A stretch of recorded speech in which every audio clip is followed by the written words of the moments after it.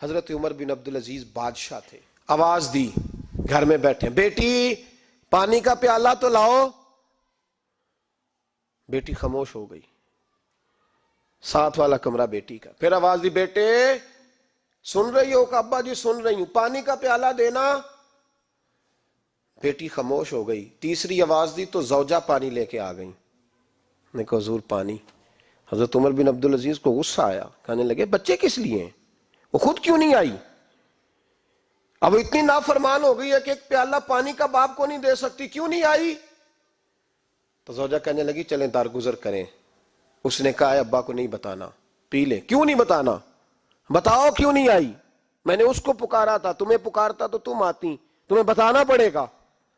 جب بات ذرا آگے بڑھی تو ماں تھی نا، بات بیٹی کی تھی، تو اماں رو پڑی، آنکھوں میں آنسو آئے. کہا کیوں روئی ہو؟ کہنے لگی بیٹی کا پجامہ پھٹ گیا، دوسرا ہے نہیں، اور آپ لے کے بھی نہیں دیتے. کمرے میں بیٹھ کے تو پجامہ سی رہی ہے، تو کہہ رہی تھی ابا کو بتانا نا، انہیں تکلیف ہوگی. تو وہ اس کے پاس دوسرا ہوتا تو آ جاتی، ایک ہی تھا تو اس لیے نہیں آئی. حضرت عمر بن عبدالعزیز اٹھے، سر سجدے میں رکھا، کہنے لگے یا اللہ تیرا شکر ہے، تو نے میرے بچوں کو بقدر ضرورت روزی عطا فرمائی ہے. یا اللہ تیرا شکر ہے.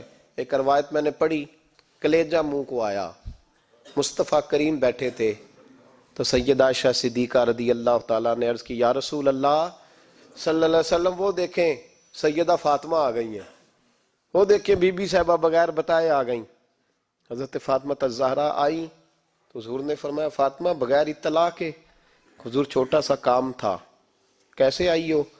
تو بی بی صاحبہ نے نا، عورتوں کا پلو ہوتا ہے نا چادر کا، پلو کھولا تو ایک روٹی بندھی ہوئی تھی، ایک روٹی چادر میں.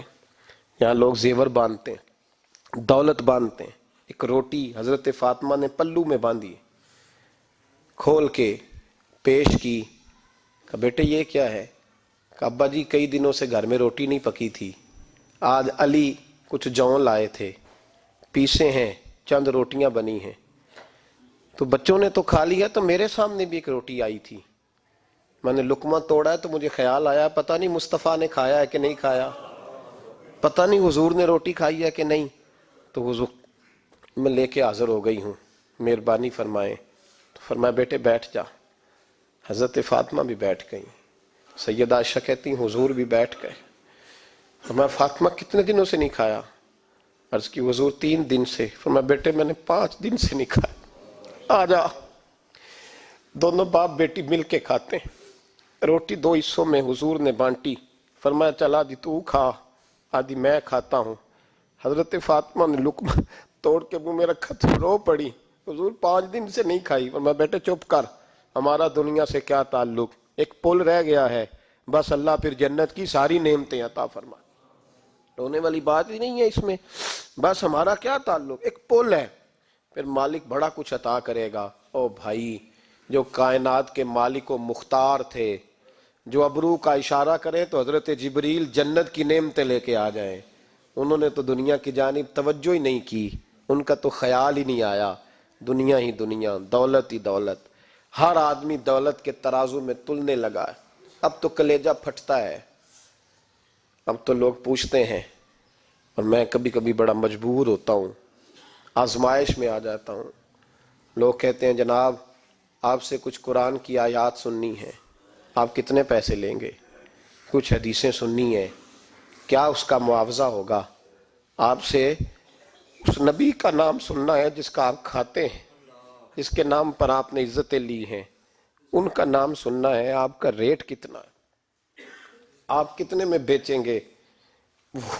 وہ نعت جو غذا ہے وہ کتنے میں بکے گی؟ جب دنیا داری کا یہ حشر ہو جائے کہ وہ رسول اگر ان کا نام نہ رہے تو ہماری سانسیں ہی نہ چلیں، ان کا نام بھی جب اس طرح کمرشل کر کے لیا جائے اور اس طرح وہ چیزیں بھی ریٹ میں آ جائیں